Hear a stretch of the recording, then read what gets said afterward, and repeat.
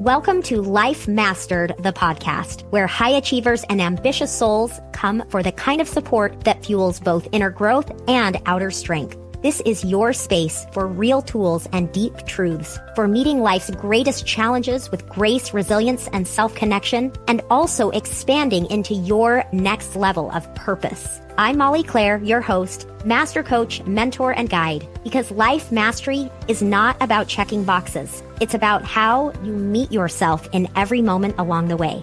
Let's get started.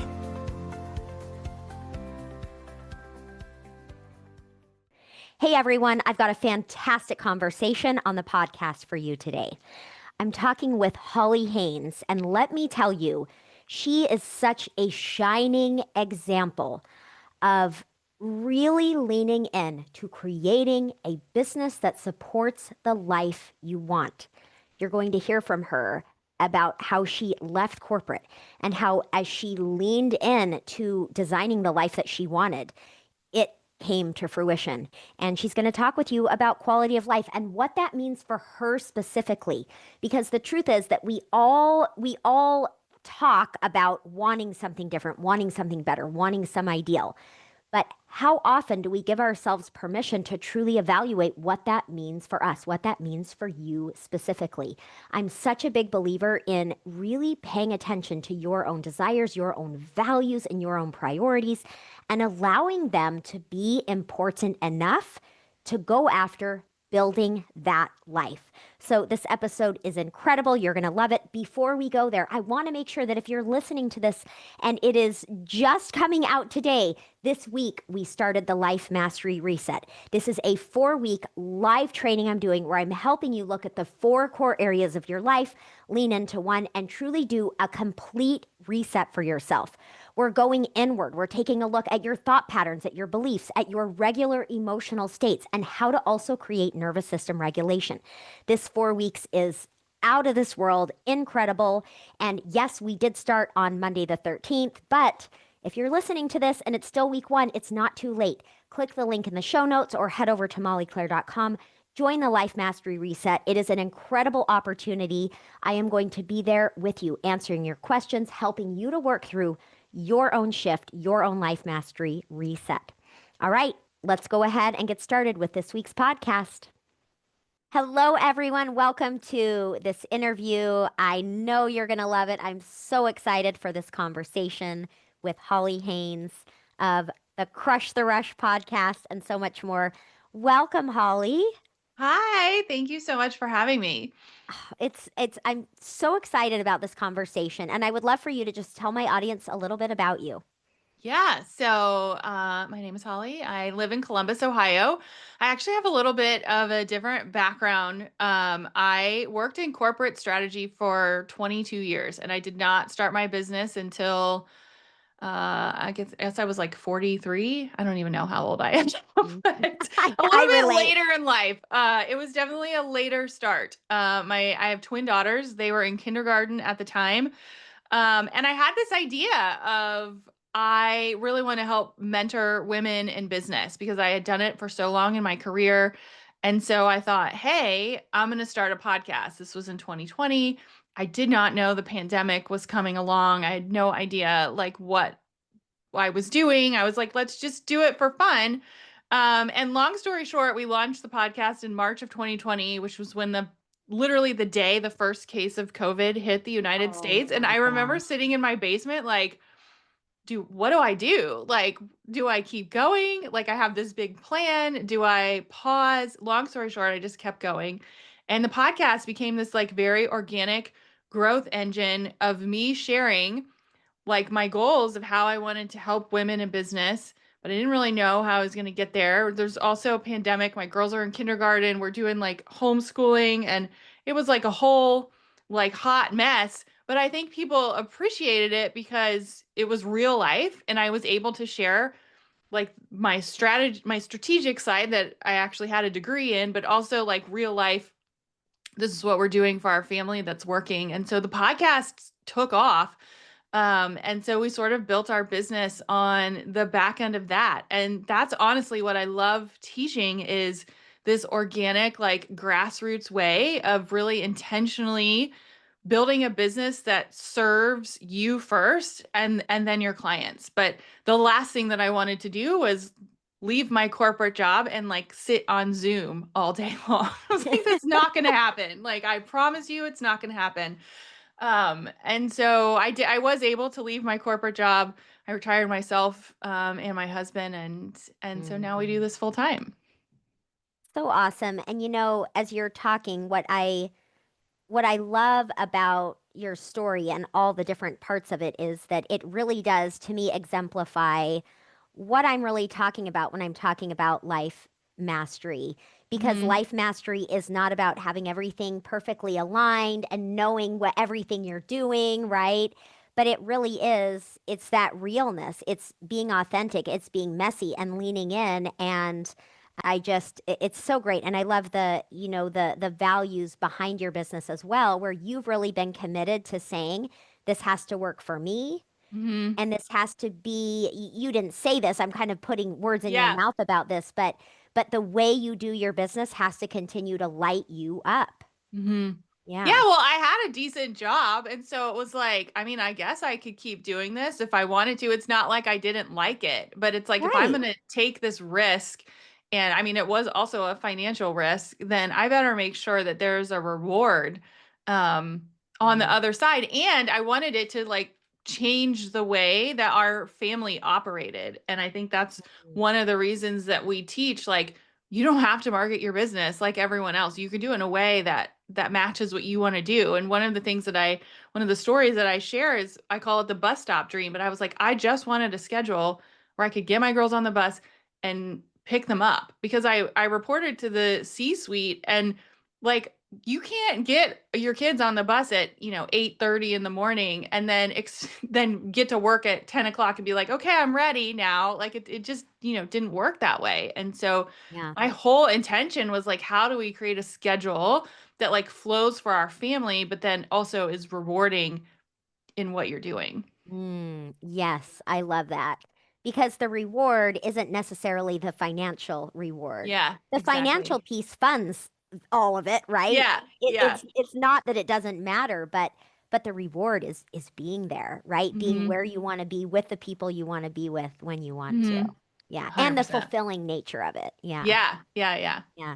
I yeah. know. I mean, I relate so much to that because, as I was becoming a single mom and building my business, I just having been raised by an overworked, burned out, exhausted single mom, I Mm-hmm. did not want that for my kids. I wanted to be there in the morning and be there after school and be there for all the things. And so it's a pretty powerful driver when you lean into making that happen.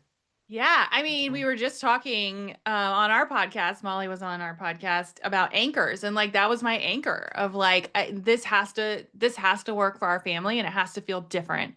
And that's sort of like how we built our whole business model.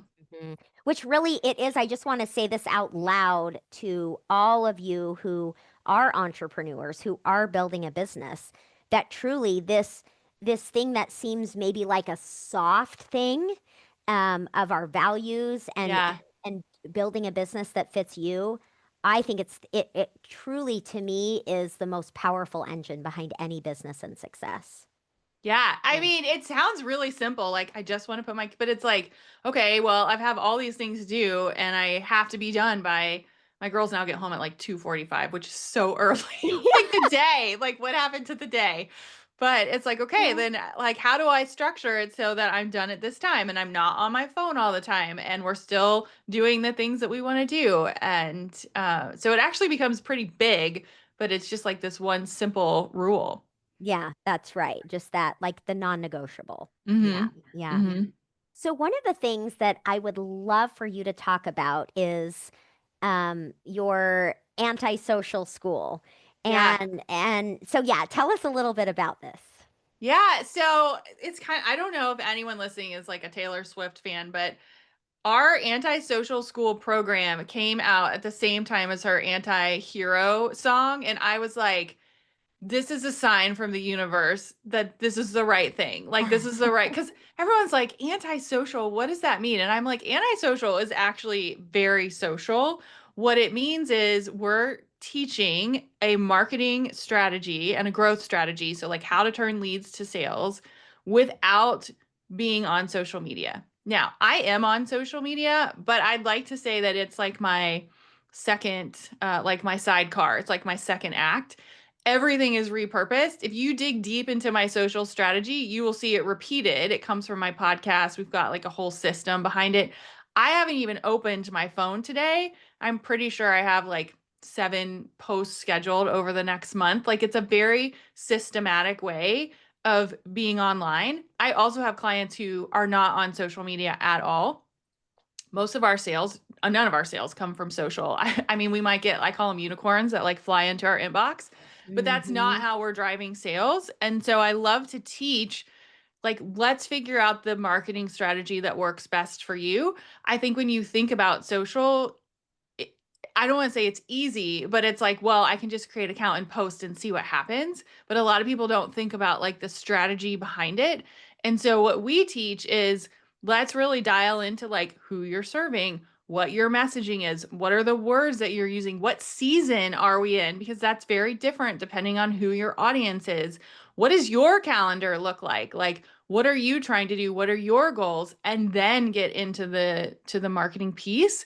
And a lot of times, you know, it will look very organic and grassrootsy of like, okay, maybe I will go talk on podcasts, but maybe I'll dial into blogging. Maybe I'm going to dig into SEO. Maybe I'm going to write a book. And maybe there's like a funnel behind the book. And then that drives it. And so it's really coming up with this like custom plan that dials into, well, how do you want to feel this season? What do you want to do this season? And how does that align with what you're launching? And what I have found is when you really align your messaging with how you feel, what you're excited about, what's happening in the season. Maybe we actually went to Hawaii for 10 days and I didn't take my laptop or anything. And when I came back, I was like, that was so great. Like, how can we do more of that?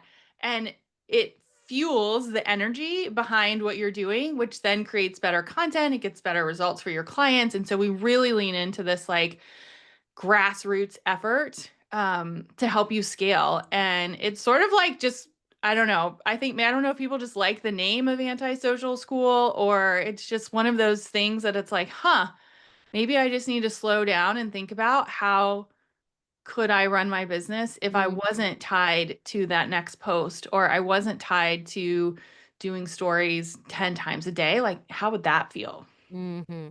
I mean, I love the name. And I think also that, it's I mean, I've seen this for years with, coaches that I've trained and clients of mine that come to me, and we have this idea. And I know we're speaking about business, but those of you listening that don't have a business, also, it's like we have this idea in general that we need to be doing all the things, right? We need to be doing Hmm. all the things to succeed. So in our personal life, we need to be doing all the things as a mom, or we need to be doing, all the things in building a business. And too many business owners end up spread thin and exhausted. And it's like, Hmm. why do you want to have a business if it's just gonna like kill you, right? Yeah. And so Yeah. I know so many of my clients, I hear them say, oh, I know I need to do social media. We have this idea, and it's really not true. And, I'm a huge advocate of that same philosophy. Like, we need to Hmm. build a business that works for you. Yeah. And my Yeah. number one question is always like, well, where are your clients coming from? Where do they hang Yeah. out? Yeah. Because I mean, right now we were talking about my girls are in 6th grade and I mean, I haven't even had time to open Instagram. And if I do, I'm like reposting some quote about like how busy I feel. Like it's not strategic at all. And it's like because there's so much going on like in our personal life and I'm like I don't have time for this right now. I just don't.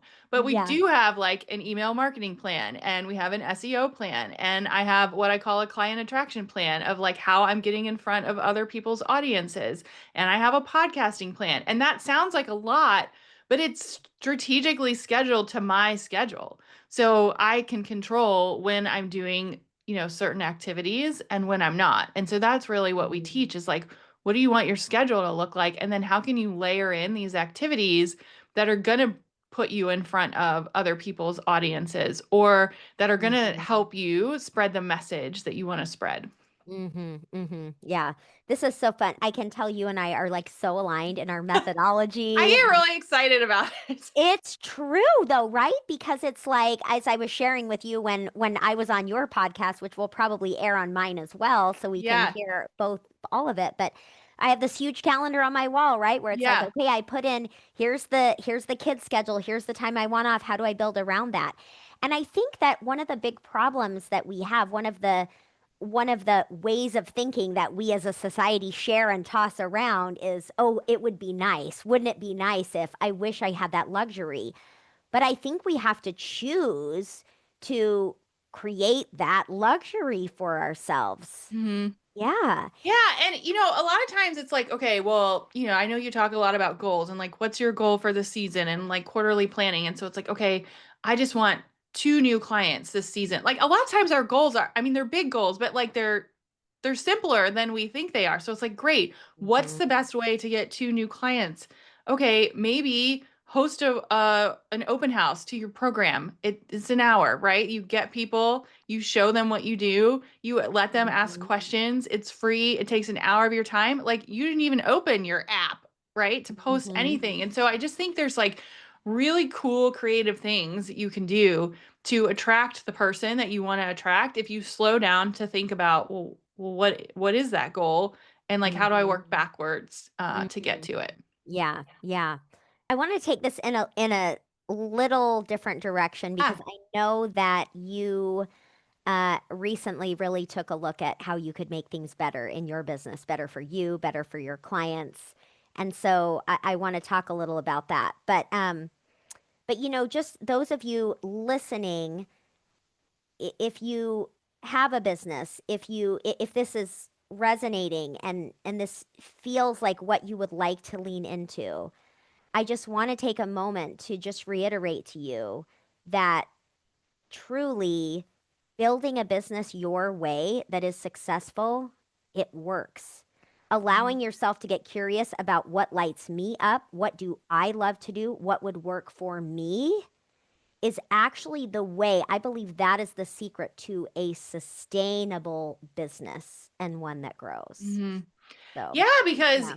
I like today is my podcasting day. So I don't have anything else on the calendar except podcasting because I do have to get my girls off the bus and then they have dance class and then they have homework. And so it's like I'm making the choice of this is where my energy is focused today. But then I know like tomorrow or the next day that there are other activities that are aligned with our marketing plan that lean into what our goals are for the season, but it's planned around my schedule instead of I don't know. I'm not great at reels or some of the social trends. And it's like, do I really want to spend 2 hours like creating a reel that, maybe 100 people are going to see? Or is there a super strategic, like 3-part email series that I can write that are going to get people engaged in who I am and what we're offering and how we can help? And it's much more aligned with sort of how I work, but also probably how they do. Like you're going to attract the people that want to emulate what you have as well. Yeah. Yeah, absolutely. Absolutely. And also I mean, wouldn't you say, Holly, that the journey behind the scenes with building what you have and aligning your priorities, it's challenging It no is matter hard. what, right? Yeah. Yeah, well, I mean, I won't lie. Like, people are like, you have a program called Anti-Social School. Like, is that negative? And I'm like, no, it's so positive. Um, but it's different, right? Like, it's different than maybe what others are teaching. Although I feel like it's become a little more mainstream now to think through different ways to share. But I mean, we joke like sometimes our neighbors are like, "What are they doing today?" Because my husband stays at home and we work together, and we're both home all day, and we're both Hmm. at the bus stop, and we're in there. I feel like people look at us like what is going on in that household? Like, what is happening? And I will share like one of the other anchors that we created as a family when I left my corporate job was to travel once a quarter. And I honestly like made this up in my head. I had no like I was like, this sounds fun. Let's just do it. Like we knew we liked to travel, and it has turned into this like whole thing because it's every 3 months, right? And so we've over the last 2.5 years, we've taken my girls to like 11 different countries. Um, My gosh, that's and amazing. it's like one of those like little silly things that you're just going to put out there, but it's forced me to really stick to this. Hey, I don't want to rely on being on social media because I want to travel. I want to go have experiences. And if I can have systems set up behind the scenes to help me still sell and still launch and still do the things that, we need to do, then it's sort of opened up like even more capacity, which is very different, I think, than what Mhm. sometimes you see or hear about. Mhm. Yeah, yeah. And I think that, part of the reason I ask about just the challenge as well behind the scenes is that I think it's easy for people to see you, to listen to you, right? And just think that everything is perfect, No. everything is easy. And it's like, oh no, I love, I can see you laughing. I know some of you are just listening, right? But it's like, Yeah. here Holly and I are looking at each other like, oh yeah, we know, right? Because it's hard. It's hard emotionally. We all face, no matter how much success we have, or no matter, because, and there are genuine good things, right? It's like this entire conversation and all the things you've created and quality of life and, Yeah. success, it's all real. And it isn't without true challenges, right? Yeah. And Yeah. Yeah. self-doubt and fears and the mess of all of it. So Well, it's I will say a lot of times, being very present on social media is like a dopamine rush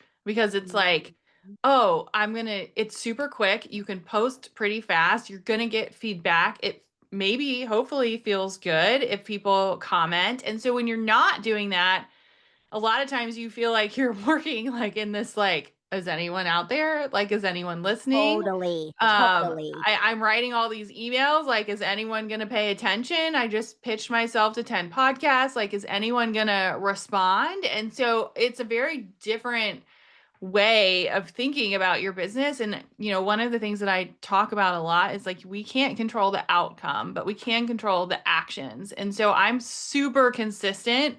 And it's one of the things we teach in anti-social school about, whatever your goal is, but then having like a strategic execution plan of like, okay, this month, like I'm going to write 3 blog posts and I'm going to pitch 10 people. And I'm just giving like basic examples, but like Mm-hmm. we don't know what's going to happen on the other end, but we do know like, hey, I'm going to do these things. And a lot of times this is like a super old book, but it's come up recently. It's called Eat the Frog. Mm-hmm. Like pitching yourself is like probably one of those tasks that you don't want to do. It's way easier maybe to like post a reel or do a story or scroll TikTok or whatever than it is to be like, okay, I genuinely need to connect with like 3 business owners and see what partnership opportunities exist. That's a little bit harder. But I would argue that the time savings is massive and the impact is higher. And so sometimes it's like, it's hard to do those activities, but it should be more rewarding on the other side. Yeah.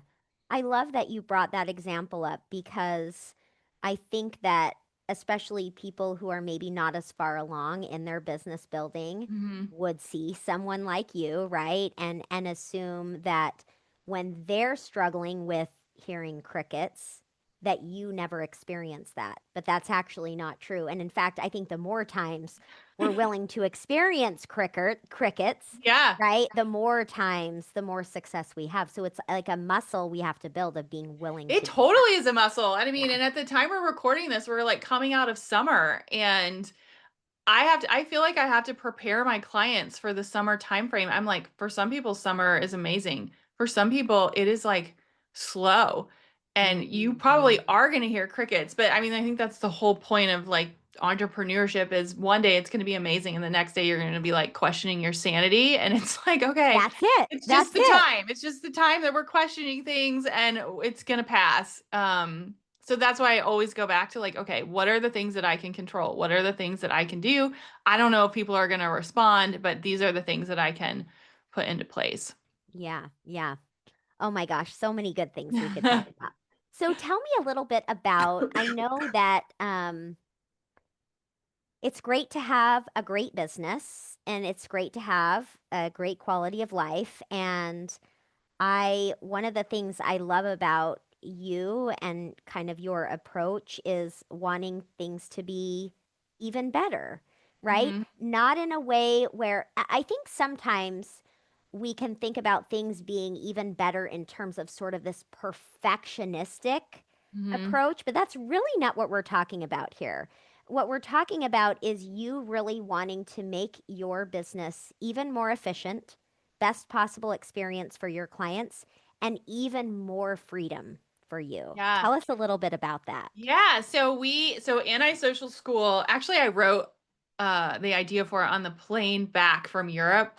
And I love the long airplane rides that are like 10 hours. It's like a bubble for me. It's like my favorite thing. I'm like, do not bother me. I'm just gonna watch movies. Anyways, I had this like, okay, I need to create this program. So we'll skip past that. And so we had launched Anti-Social School like 8 times. Like we've taught it a lot. We always taught it live. And it was just getting to the point where I knew that I couldn't sustain teaching it the way that I was teaching it like every quarter because it was a really big lift for me. I mean, people Mhm. were getting amazing results, which is great, but it wasn't sustainable from my perspective. And there was a lot of heavy lifting. And so I was like, I have to figure out a way where we can keep the live component of the program because I love that part, but that Yes. the heavy lifting feels a little bit different. And I also wanted it to be more of an evergreen so you could join anytime instead of like having to wait. Yeah. Yeah. So there are some personal goals, but also like I also wanted to, things change with marketing. Like I wanted to make it a better experience. So we like took a step back and said, okay, we're going to change the program, which was super scary because it was working. So it's like, what are you really going to do this? We took our time with it, so we did a lot of like client interviews and like what did you like, what did you not like. I sat down and was like, these are the things that I like to do, these are the things that could change. And long story short, we it took us almost 6 months. We redid the entire program. We kept the things that I loved, like the live calls, and I like send you things in the mail and stuff that like is the core client experience. But then we also added in ways that I think really sets the program apart. And one of them is when you think about hiring somebody to support you, it's like, okay, well, I want to get you a win like right away. So we added in, I call it a heart promise, but it's like, what's the heart promise of the program? And the heart promise is we're going to get you a win in 24 hours. And I like had this idea. It's another random idea. And I was like, how are we going to pull this off? And so we really leaned into like, what can you do in 24 hours to like set yourself up so that you're not reliant on social media? And so we've got like a module now that helps you do that, like as soon as you sign up. Oh, that's awesome. And I love then that. now we also have this second heart promise which is you're going to have like a clear marketing and client attraction plan in 6 weeks. And so I can go through how we built it. But the key to it is we kept the things that we liked and then we added in some automations and some systems. And we actually created AI bots for every single module so that you could learn it and then use the bot to help you implement it. Because, I mean, bots are great for creating content, right? If you have the right inputs for it. So I created like 8 individual bots that like help you do the homework. So then when you come to the live calls, you've done the homework, you've got a head start, and we're using the call in a much more strategic way instead of like, I don't know where to start. Now you've started, and it's like changed the trajectory of the program because our clients are asking like such deeper questions because it's Mhm. quicker to sort of get the homework done. And it's just been so cool to see. Like I didn't expect it to sort of work out that way. Um, but I think it kind of goes back to your original question of like, it can be good. What's the book like good to great? But like, how do we make it great? So now I think it's a better program, but it's also saving me time and the time that I am in the program. Like, I think I'm able to serve you better. Yeah. Yeah. I love this story. I love this example because I think that it's too easy for us to think that if we're going to pull back from from doing so much in our life, in our business, whatever it is, if we're going to pull back, that other people are going to be sacrificed, other people's experiences are going to be sacrificed. And it's absolutely not true. And a couple things I want to highlight from this story that you shared that I love is number one, this came to you when you were, oh well, actually wait a minute, let me make this clear. When you were kind of diving into shifting this, was it when you were coming away from travel? It was related to some of your travel, your time off, Yeah, yeah? yeah. I mean, I feel like everything is related to me taking time off. Every time And I take time off, I'm like, oh, I never thought of it that way. And so, I mean, yes. I always just like preach white space, like find yourself some white space and all the answers will come. Yes. And that's it. And that's what I wanted to highlight right Yeah. there. And in the new book, that's what my chapter is about is the Yeah. fact that we have got to hold still long enough. Like it's like if we think about a candle like in the wind, right? It's going to go out, but can we create enough still space around the candle for it to Yeah. shine, right? And it's Yeah. the same with us, and I could go so much into that. But what I Yeah. love about Holly's story is number one, she knows and understands this key principle that you have to give yourself rest and space so that you can access your greatest creativity. It is paramount. Yeah. And it goes against like every grain in my body. Right? Like I like to work. I like being busy. It is uncomfortable for me to have white space. Like I have forced myself to become a reader, but I like it doesn't come naturally to me. Like it is when you talk about like the imperfections or the challenges behind the scene, like it's huge for me. But I feel like the more that I do it, the more creative I am, like the better I do on interviews and client calls. And it's like a reset. Absolutely. And I think we need to shift from it being a nice to have to understanding that it's crucial if we really want to have the life, the business, the relationships that we want. It's Mm-hmm. crucial because Yeah. we can't be at our highest best self without it, Yeah. for Which sure. honestly goes back to the whole intention of our like antisocial strategy of like, what if you didn't have to get on your phone today? Like Oh my how much gosh, right? more would you get done? Or how much like less scrolling time would you have? It's not to say that I don't get on my phone, but like there's just there's always room for improvement. Oh, I mean, absolutely. And as you know, I went on that river trip. I'm just coming off of it as we're recording this, and I cannot tell you because I'd been before as well. Being away from my phone for 8 days with no option it's the best. I was so looking forward to it because I remembered what it was like Yeah. before. So amazing. And then the other thing I want to highlight about what Holly shared is that if you're in a place in your life or your business where you are feeling that sense of like, I need more space, I need to have more flexibility, I want to pull back and do less, the amount that I'm giving or putting in is not working for me. Yeah. That I promise you that when you challenge yourself to think about how can I reclaim the time, energy, and space that I want and simultaneously have that create actually an even better experience for other people. Hmm. Bringing those together will bring out brilliance in your book. Yeah. Brilliance. Yeah, I didn't expect it to even turn out this way, but you got to challenge yourself and I knew that the outcome was both personal driven and business driven and I think that's like where the magic happens when there's like a Mhm. big personal goal sort of baked in there. Yeah, yeah, totally. Well, this has been such an awesome interview. And trust me, you all need to check out Holly, her work, her podcast. She's going to tell you more about where you can find that. But my hope is as we wrap this podcast up that you're really feeling inspired and reminded that your life is your life. You get to create the quality of your life that you desire.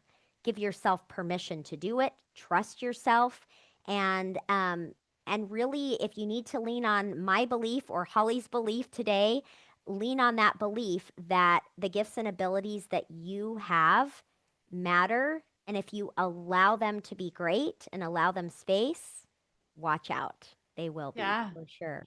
Yeah, I love that. Okay, Holly, any final words anything you want to say or just or and also where people can find you? Yeah. I mean, I would just really lean into like build a business that works for you. I mean, that's the whole point of having a business. And I think a lot of times that gets lost in the shuffle.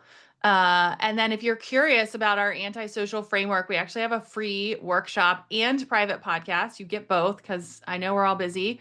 You can just go to hollymariehaynes.com/workshop. And we walk you through the whole model. You can take away things that you can implement right now, some of our messaging techniques, and then there's a private podcast in there where you can listen to examples of businesses that have applied our antisocial model and get some more ideas. I love it. So awesome. And then your podcast, of course, Crush the Yes, Rush. the podcast is Crush the Rush. You can find us anywhere at Crush the Rush. Molly is on there. We've got some really great interviews, and hopefully it'll give you some great ideas on how to apply this like life first business model. So awesome. Thank you so much for your time. And by the way, everyone, all of this will be in the show notes. Thank you for your time, Holly. It's been so awesome. Yeah, thank you so much for having me. All right, everyone, I'll talk with you next time. Thanks for being here and for investing this time in you. Keep showing up. Keep meeting yourself with compassion. That's truly what life mastery is all about. If you loved this episode, make sure to subscribe so you never miss an episode. And I would be honored if you would take the time to leave me a review. This ensures that this important work will get in the hands of more people. And if you're ready to take this work deeper, join me at mollyclaire.com where you can find all of the ways we can work together. I'll talk with you next week.